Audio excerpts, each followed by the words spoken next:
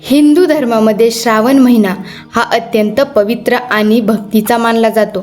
या महिन्यात श्री महादेवांची पूजा, अभिषेक, बेलपत्र अर्पण, उपवास आणि नामस्मरण करायला विशेष महत्त्व दिले आहे.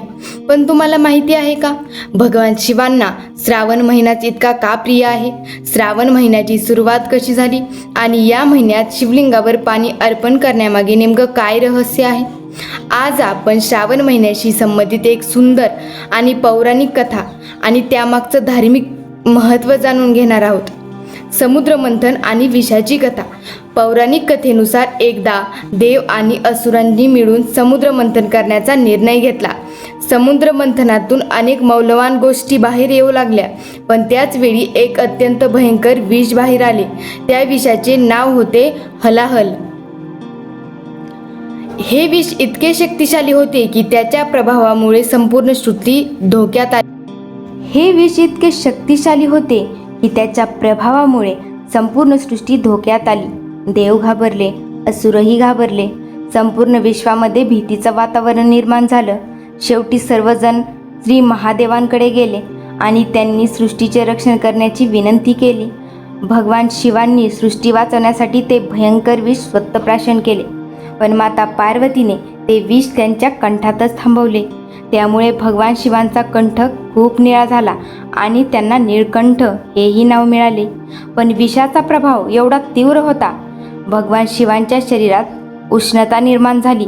तेव्हा देवतांनी भगवान शिवांवर जल अर्पण करण्यास सुरुवात केली. जल, दूध आणि विविध पवित्र पदार्थांनी शिवांना अभिषेक करण्यात आला.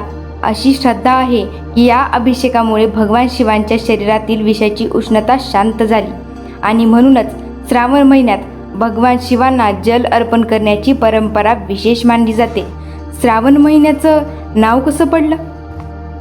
श्रावण महिन्याचं नाव श्रवण नक्षत्रावरून पडल्याचं मानलं जातं. या काळात श्रवण नक्षत्रांचा संबंध चंद्राशी आणि धार्मिक परंपरेशी जोडला जातो. भारतीय संस्कृतीमध्ये हा काळ निसर्गासाठीही अत्यंत महत्त्वाचा असतो. पावसाळा सुरू झालेला असतो. संपूर्ण वातावरण हिरवाईने भरलेलं असतं. नद्या, तलाव आणि विहिरी पाण्याने भरू लागतात. म्हणून श्रावण हा केवळ धार्मिक महिना नसून निसर्ग आणि अध्यात्म याचा सुंदर संगम मानला जातो. श्री महादेवांना सोमवारच का प्रिय आहे? श्रावणातील सोमवाराला विशेष महत्त्व आहे. या दिवशी भक्त भगवान शिवांची पूजा करतात. शिवलिंगांवर जल अर्पण करतात. बेलपत्र, फुले आणि नैवेद्य अर्पण करतात. ओम नमः शिवाय या मंत्राचा जप करतात. पौराणिक श्रद्धेनुसार भगवान शिव अत्यंत भोळे आहेत, म्हणून त्यांना भोळेनाथ म्हटलं जातं. भक्ती मनापासून असेल तर मोठ्या पूजेपेक्षा श्रद्धेला अधिक महत्त्व आहे, अशी भावना शिवभक्तांमध्ये दिसून येते. आता बेलपत्राचं महत्त्व जाणून घेऊया. श्रावणात भगवान शिवांना बेलपत्र अर्पण करायची परंपरा आहे. बेलपत्र साधारणतः 3 पानांचं असतं. हे 3 पानं भगवान शिवांच्या त्रिशूलाशी तसेच विविध धार्मिक संकल्पनाशी जोडली जातात. म्हणून बेलपत्र हे फक्त एक पान नाही, तर श्रद्धा आणि समर्पणाचं प्रतीक मानलं जातं. मग श्रावणात उपवास का केला जातो? श्रावण महिन्यात अनेक भक्त सोमवारचा उपवास करतात. काही जण पूर्ण दिवस उपवास करतात, तर काही जण फलाहार किंवा सात्विक आहार घेतात. उपवासाचा अर्थ फक्त अन्न न घेणे असा नाही. उपवास म्हणजे देवाच्या जवळ राहणे अशी एक धार्मिक संकल्पना आहे. म्हणजेच या काळात मनाला शांत ठेवणे, वाईट विचारांपासून दूर राहणे, नामस्मरण करणे आणि चांगले आचरण ठेवणे यालाही महत्त्व आहे. म्हणून उपवास करताना स्वतःच्या आरोग्याची काळजी घेणे हेही आवश्यक आहे. आता श्रावण आणि माता पार्वती यांचं काय महत्त्व आहे? श्रावण महिन्याचा संबंध माता पार्वतीच्या भक्तीशीही जोडला जातो. पौराणिक कथेनुसार माता पार्वतीने भगवान शिवांना पती म्हणून प्राप्त करण्यासाठी कठोर तपश्चर्या केली आहे. तिची श्रद्धा, संयम आणि भक्ती पाहून भगवान शिव प्रसन्न झाले. म्हणून अनेक ठिकाणी श्रावण महिन्यात माता पार्वती आणि भगवान शिवांची एकत्र पूजा केली जाते. विशेषतः विवाहित स्त्रिया आणि कुमारिका या काळात विविध व्रत परंपरा पाळतात. यामागे सुखी संसार, चांगले वैवाहिक जीवन आणि मनोकामना पूर्ण होण्याची श्रद्धा आहे. आता श्रावणातील नागपंचमीचं काय आहे? श्रावण महिन्यात येणारा आणखीन एक महत्त्वाचा सण म्हणजे नागपंचमी. नागांना भारतीय संस्कृतीमध्ये विशेष धार्मिक स्थान आहे.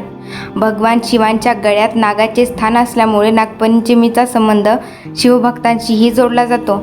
या दिवशी नागदेवतेची पूजा केली जाते. मात्र या परंपरेचा एक सुंदर संदेश असा आहे की निसर्गातील प्रत्येक जीवाचा आदर केला पाहिजे. साप हा पर्यावरणातील महत्त्वाचा जीव आहे. यामुळे धार्मिक श्रद्धेसोबत वन्यजीवांचे रक्षण करणे आणि त्रास न देणे त्यांना हेही महत्त्वाचं आहे. श्रावण महिन्यातील प्रत्येक दिवस हा विशेष का मानला जातो? श्रावण महिन्यात सोमवारांसोबत मंगळागौरी, नागपंचमी, नारळी पौर्णिमा आणि रक्षाबंधन यासारखे अनेक सण येतात. म्हणून हा महिना संपूर्ण भारतात वेगवेगळ्या पद्धतीने साजरा केला जातो. महाराष्ट्रात तर श्रावण म्हणजे भक्त, व्रत, सण आणि निसर्गाचा सुंदर अनुभव आहे.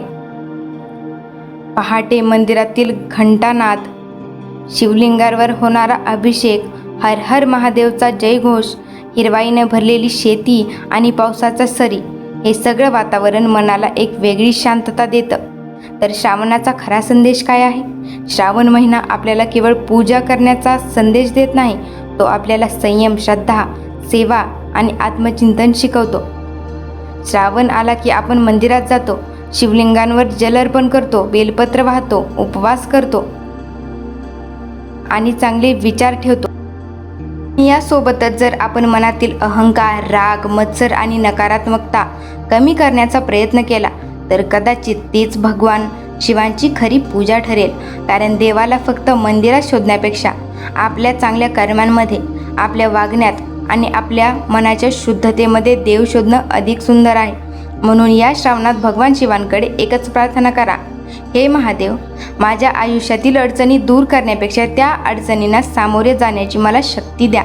माझ्या मनातील अहंकार दूर करा आणि माझ्या आयुष्यात शांतता, समाधान आणि सकारात्मकता द्या. हर हर महादेव. जर तुम्हाला श्रावणातील कथा आवडली असेल तर लाईक करा, शेअर करा आणि शिवभक्तांना